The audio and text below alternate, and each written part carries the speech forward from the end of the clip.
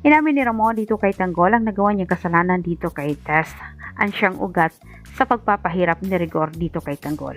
Kaya umano siya nabuo at si Rigor umano ang siyang dahilan sa kanyang pagkakulong sa napakahabang panahon. Inilabas naman ni Tanggol dito kay Ramon ang saloobin niya dito kay Rigor sa pagtrato umano nito ng hindi patas simula bata pa at hanggang ngayon.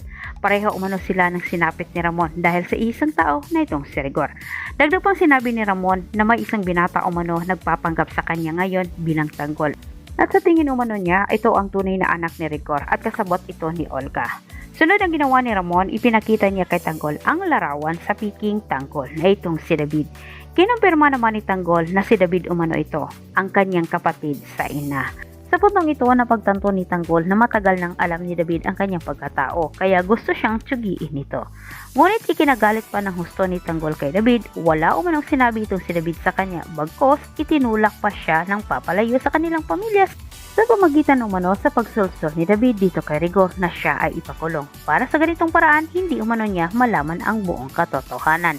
Nakiusap naman itong si Tanggol kay Ramon dan dahil sa sobrang niyang galit na iharap umano siya kay David. Upang sa ganitong paraan din ay matulukan na umano ang pagnanakaw ni David sa kanyang pagkatao. Ikwinento naman ni Tanggol dito kay Ramon ang buhay niya sa selda. Kaya napasubo man na siya na tanggapin ang alok ni Espinas bilang isang hitman para malaya at makalabas-masok umano siya sa kulungan at para din sa kanyang kaligtasan. Dagdag pang inamin ni Tanggol na isa umano si Ramon sa kanilang target ni Bubbles kaya nasa labas sila. Anya, kung hindi pa umano nila naging target itong si Ramon ay hindi rin niya malaman ang buong katotohanan. At si Olga naman ang pumasok sa isip ni Ramon na gustong pumatay sa kanya. Nangako naman itong si Ramon kay Tanggol na ilabas umano niya ito sa kulungan sa lalong madaling panahon at kung maaari lang sana umano ay kailangan hindi na bumalik ito si Tanggol. Anya, sunggaban na lang nila ang pagkakataong nasa labas ito para hindi na sila mahirapan.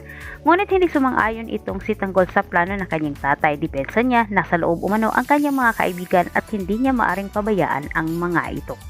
Sa puntong ito, gustong maningil ni Tanggol sa mga pagpapahirap ni Rigor sa kanya at ni David. At dito po nagtatapos ang ating advance episode. Huwag mong kalimutang mag-subscribe para sa maraming karagdagang update kung ikaw po ay bago pa lang dito.